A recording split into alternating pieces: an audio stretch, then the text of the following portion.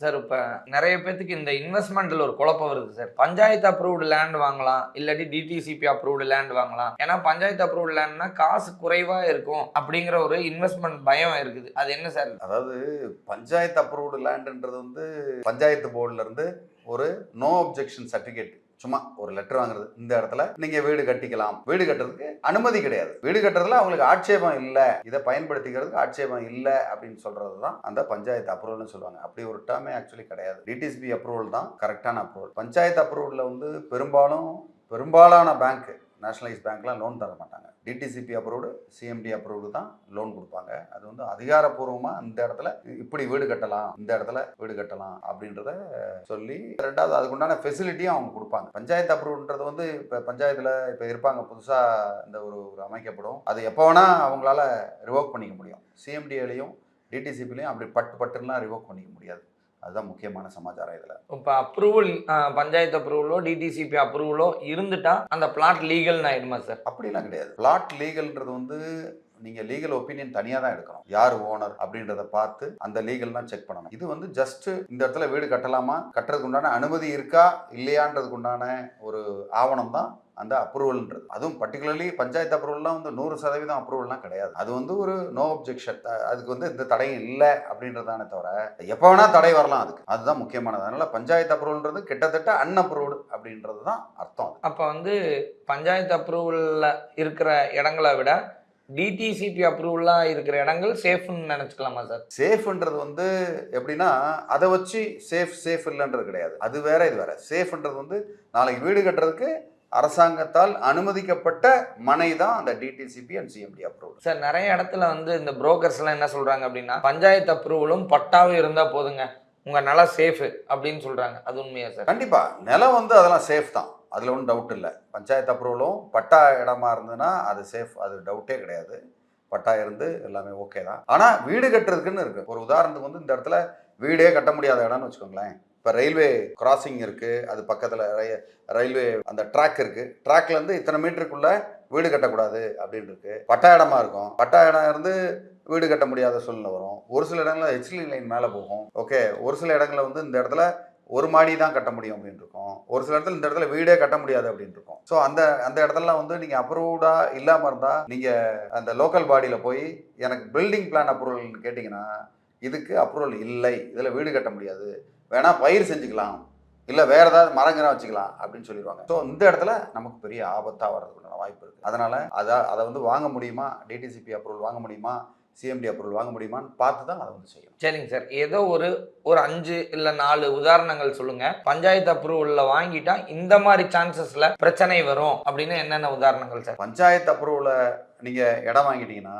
Number 1 problem என்ன, உங்களுக்கு லோனே கிடைக்காது எந்த இடத்துலையுமே. ஓகே, ஒரு சில என்பிஎஃப்சி, ஒரு சில பேங்க்கு, தனியார் பேங்க்கள் என்ன பண்ணுவாங்க, அதை மார்ட்கேஜா வச்சு உங்களுக்கு லோன் தரது வாய்ப்பு இருக்கே தவிர, அந்த லோனுக்கான லோன் அந்த பிளாட்டுக்கான லோன் கண்டிப்பா கிடைக்கிறதுக்கான வாய்ப்பு வந்து ரொம்ப ரொம்ப குறைவு, கிடைக்காது. Okay, number 1. அது வந்து நீங்க அடுத்து விற்க போகும்போது பெரிய ஆபத்துல தான் போய் முடியும். விற்க போகும்போது இது வந்து அப்ரூவல் இல்லை, அது இல்லை, இது இல்லைன்னு சொல்லி அதை வந்து ஈஸியா உங்களை விலக்கி விட்டுருவாங்க. அதனால அதுக்குண்டான ப்ரைஸ் நமக்கு கிடைக்கிறதுக்கு வந்து சிரமமாக இருக்கும். அடுத்தது என்னன்னா, நீங்கள் லேண்ட் அக்வசிஷன் வந்து பார்த்தீங்கன்னா பெரும்பாலும் அப்ரூவ்ட் லேண்டை விட அன்அப்ரூவ்ட் லேண்டை தான் வந்து லேண்ட் அக்வஸ் பண்ணுவாங்க. ஏதாவது ஒரு கவர்மெண்ட்டுக்கு தேவை அப்படின்னா டக்குன்னு எடுத்துட்டு உங்களுக்கு ஒரு மினிமம் மட்டும் கொடுத்துட்டு அனுப்பிச்சி விட்ருவாங்க, அவ்வளோதான். ஓகே, இதுதான் வந்து மார்க்கெட் வேல்யூ, கைட்லைன் வேல்யூன்னு சொல்லி கொடுத்துட்டாங்கன்னா அப்போ அதுக்கு பின்னாடி அலைய முடியாது. ஸோ இந்த மாதிரி பிரச்சனைகள் இருக்குது. நாளைக்கு வீடு கட்ட போகிறீங்க, பஞ்சாயத்து அப்ரூவலில் நீங்கள் வாங்கிட்டீங்க, உங்களுக்கு வந்து அப்ரூவல் கிடைக்கல, சிஎம்டியில் டிடிசியில் அப்ரூவல் கிடைக்கல அப்படின்ற பட்சத்தில் நீங்கள் கட்டிடுறீங்க, ஈஸியாக வந்து இடிச்சு தள்ளிட்டு போயிடும். உங்களுக்கு சிம்பிளாக ஒரு நோட்டீஸை கொடுப்பாங்க, வார்னிங் கொடுப்பாங்க, இல்லை நீங்கள் வந்து இந்த மாதிரி கட்டிட்டீங்க அப்படின்வாங்க, டக்குன்னு எடுத்து இடிச்சுட்டு போயிடுவாங்க. ஏன்னா இந்த இடத்துல ரொம்ப ஆபத்து, இந்த மாதிரி ஆபத்தெல்லாம் வந்து உண்டானது தான் அந்த particular unapproved or panchayat approved மனைகள். அப்போ நம்ம வந்து ஒரு பையரா இருந்து பார்க்கும்போது பஞ்சாயத்து அப்ரூவ்டு அப்படின்னு வாங்குறத கொஞ்சம் தவிர்க்கிறது நல்லதுங்களா சார்? கண்டிப்பா. அதாவது சிறு மனைகளாக வாங்கும்போது நீங்கள் வந்து இந்த மாதிரி பஞ்சாயத்து அப்ரூவ்டாக வாங்கினீங்கன்னா அதில் ஆபத்து காத்துக்கிட்டு இருக்கு. ஏன்னா பெரிய இடங்கள் நீங்கள் வாங்குறீங்க, ஒரு 20 சென்ட்டுக்கு மேலே நீங்கள் வாங்குறீங்க, கண்டிப்பாக அது வந்து சிஎம்டி அப்ரூவ்டாவோ டிடிசிபி அப்ரூவ்டாக வாங்க முடியாது. அது விவசாய மனையாக இருந்தால், விவசாய மனையாக இருந்தாலோ இண்டஸ்ட்ரியல் மனையாக இருந்தோ நீங்கள் வந்து அப்ரூவல் இருக்காது. அதுக்கு வந்து தனி அப்ரூவல் அப்புறமா வாங்கிக்கணும். பட் அது அப்ரூவல்லாம் கிடைக்குமா கிடைக்காதான்னு அதை பார்த்து ரெவன்யூ ரெக்கார்ட்ஸ் எல்லாம் செக் பண்ணி என்ன ஜோனில் இருக்குன்னு பார்த்து வாங்குறது தான் புத்திசாலித்தனம். இப்போ ஒருவேளை பஞ்சாயத்து அப்ரூவ்டுக்கோ இல்லை டிடிசிபிக்கோ ரெண்டுக்கும் லீகல் ஒப்பீனியன் கூட டிஃபர் ஆகுமா சார்? கண்டிப்பாக டிஃபர் ஆகும்.